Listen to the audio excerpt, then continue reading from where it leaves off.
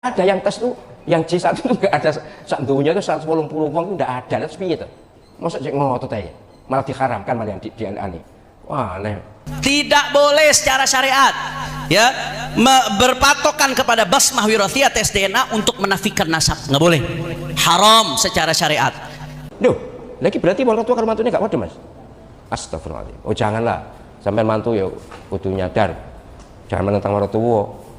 Atau dengan adanya rambut itu bisa diperiksa gennya, DNA-nya bisa diperiksa. Bahkan itu. Assalamualaikum warahmatullahi wabarakatuh.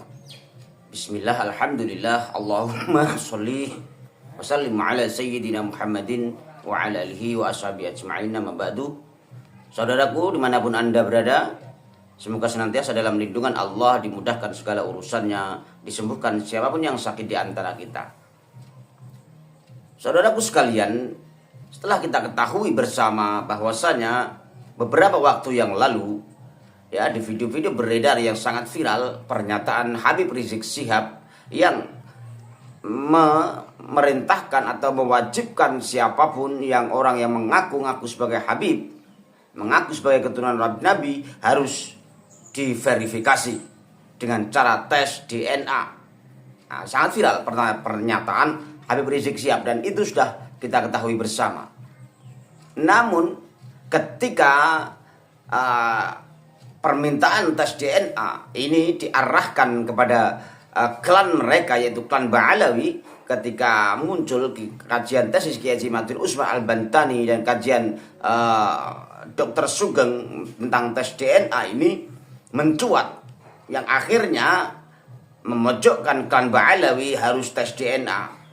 Lalu dibantah dengan sangat tegas oleh menantu Habib Rizik sendiri, yaitu Habib Hanif Al-Athos ya kalau tidak salah. Nah, beliau juga sangat viral videonya bahwa beliau yaitu Hanif Al-Athos ini menyatakan terang-terangan jelas sekali bahwa tes DNA adalah hukumnya haram. Nah, akhirnya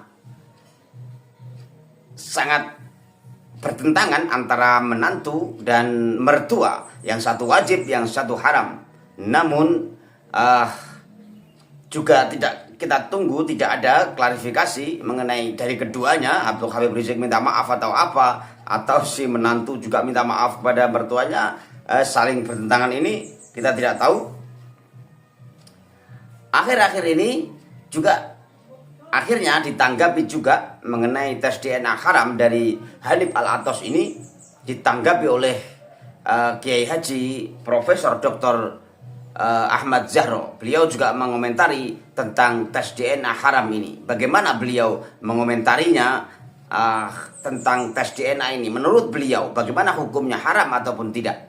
Mari kita saksikan video lengkap dari beliau ini dengan tenang. Oke, saudaraku sekalian, mari kita simak bersama-sama. Kicik wakil soal habaib ya. Iya, dijawab gak mas? Tapi ini kata jawab yang takoi banyak. Kau yang kono tak jawab tuh masalah habaib. Tapi baiklah. Wong ditakoi kudu jawab. Prof, lapo. Apa benar bahwa tes DNA itu haram? Siapa sih ngomong tes DNA haram? Tes DNA itu ini ilmu genetika, ya masalah nasab habaib itu.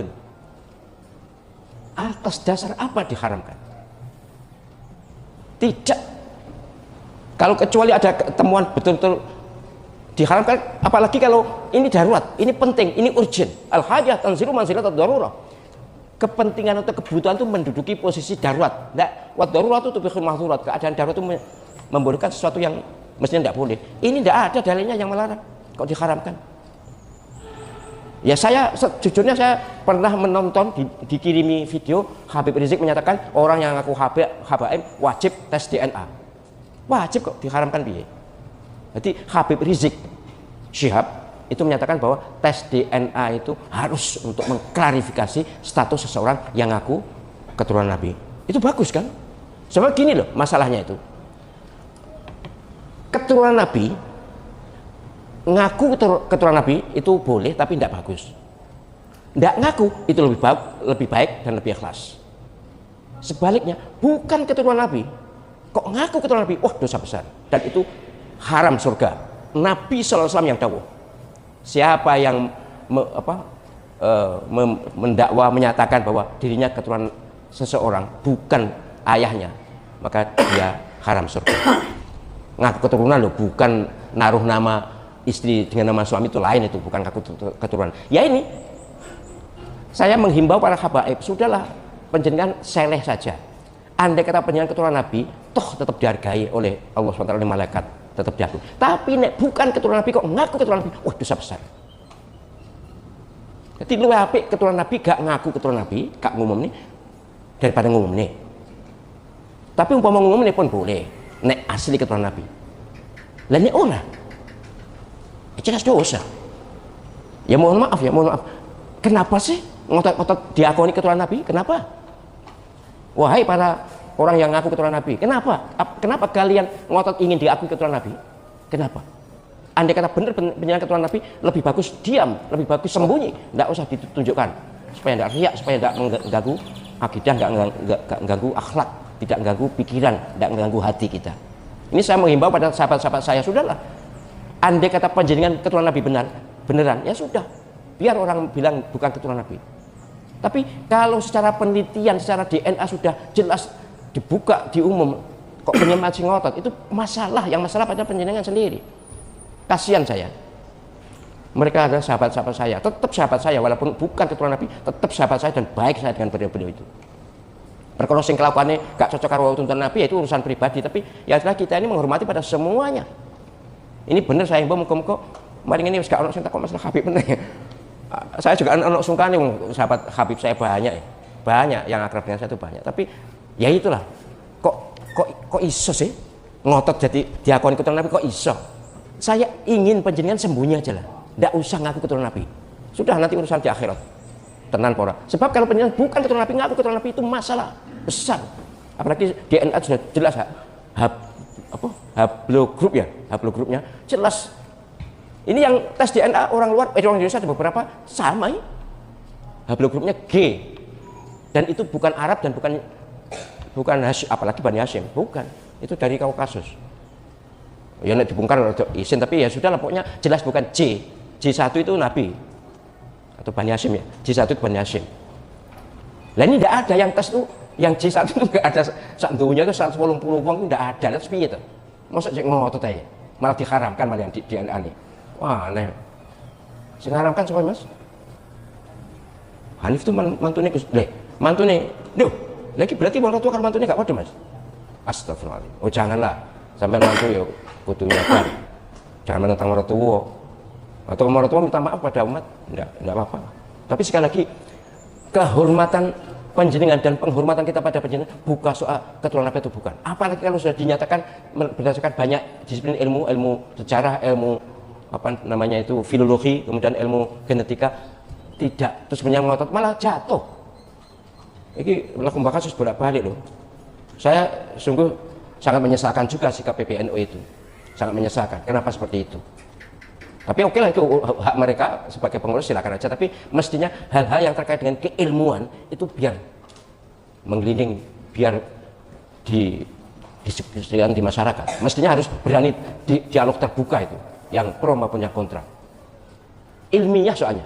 Saya sebagai orang akademik dan saya bertahun-tahun mengajar metodologi penelitian hukum Islam di S3.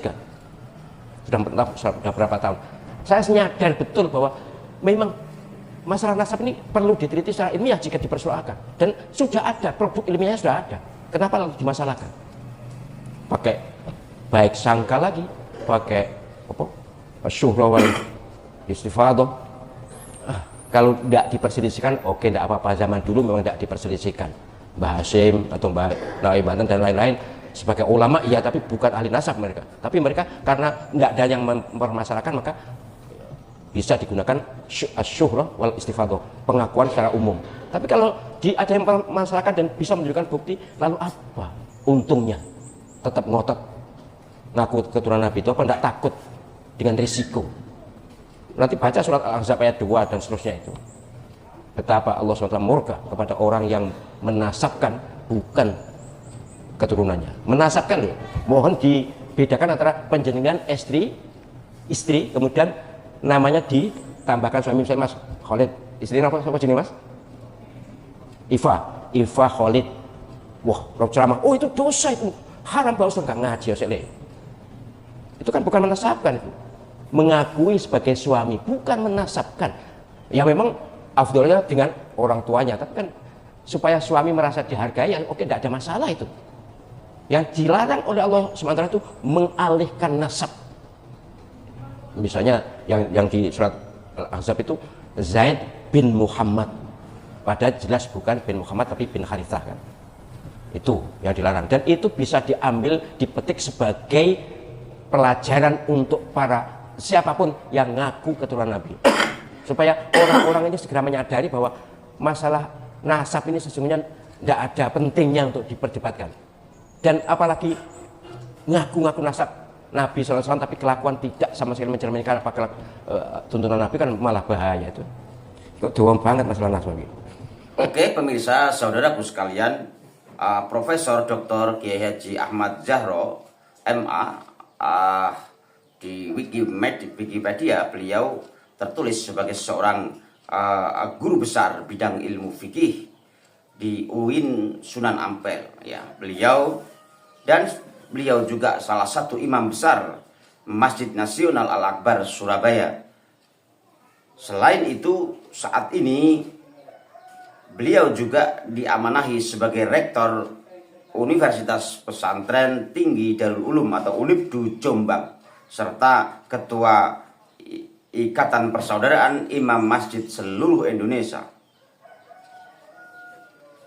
Profesor Zahro, yaitu Kiai Haji Ahmad Zahro, juga merupakan seorang dai yang sering mengisi pengajian di berbagai tempat dan membina acara kajian di beberapa stasiun televisi dan radio seperti JTV, Kiswah TV, dan